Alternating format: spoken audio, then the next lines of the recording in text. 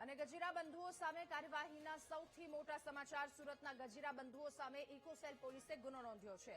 શાંતિ રેસીડેન્સીમાં કરોડોના કૌભાંડ મુદ્દે ગજીરા બંધુઓ સહિત 8ની સામે ગુનો દાખલ કરવામાં આવ્યો। 19 અરબથી વધારેની ઉચાપત અને ફોર્જરી મામલે સૌથી મોટી આ કાર્યવાહી હાથ ધરાઈ છે।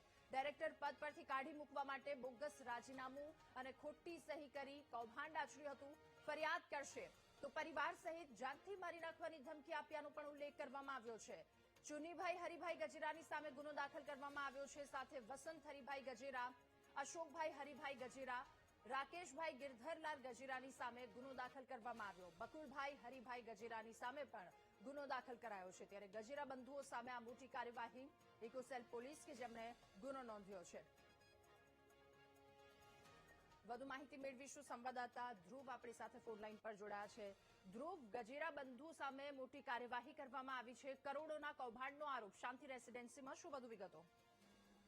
બિલકુલ, જે રીતે હાઈકોર્ટમાં અરજી કરાઈ, હાઈકોર્ટ દ્વારા કહેવા બાદ હવે સુરતના ગજેરા બંધુઓ સામે સુરતના ઇકોસેલ પોલીસમાં એક ગજેરા બંધુઓ સામે ગુનો દાખલ કરવામાં આવ્યો છે। છેતરપિંડી સહિત કરોડોના કૌભાંડનો જે છે તે ગુનો દાખલ કરવામાં આવ્યો છે।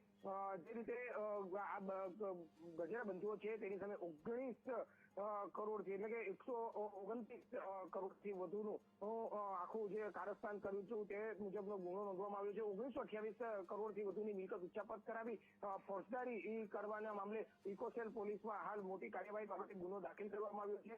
જેમાં ડિરેક્ટર પદેથી કાઢી મૂકવા સહિત બોગસ રાજીનામું લખાવી દેવા સહિત પેઢી ઉભી કરીને ખોટી સહીઓ કરી દેવામાં આવી છે। અને આ ડિરેક્ટરની ખોટી સહીઓના આધારે તેઓને કંપનીમાંથી કાઢી મૂકવા સહિતનું જે શેર કાઢી મૂકવા સહિતના ફરિયાદ કરવામાં આવી છે। સાથે સાથે શેર પણ ટ્રાન્સફર કરી દેવા સુધીને હાલ ફરિયાદ કરવામાં આવી છે।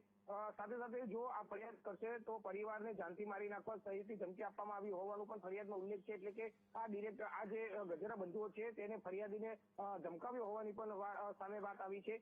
ત્યારે હાઈકોર્ટમાં પણ આ બાબતે અરજી થઈ હતી અને હાઈકોર્ટમાં અરજી થયા બાદ હાઈકોર્ટ દ્વારા આ તમામ બંધુઓ સામે ગુનો નોંધવા બાબતની વાત કરી હતી। ત્યારે ચુની ગજેરા, વસંત ગજેરા, જે ખૂબ જ મોટું નામ છે આ ગજેરા બંધુઓના, તેમાં ચુની ગજેરા, વસંત ગજેરા, અશોક ગજેરા, રાકેશ ગજેરા, બકુલભાઈ ગજેરા સહિત સામે ગુનો નોંધાયો છે। આ જે ગજેરા બંધુઓ જે છે તે 15,000 પીએમડી કૌભાંડમાં પણ સામેલ થયા છે અને તેનો પણ ફરિયાદની સાથે સાથે ઉલ્લેખ છે। જી ધ્રુવ, આભાર આપનો વિગતો સાથે જોડાવા બદલ।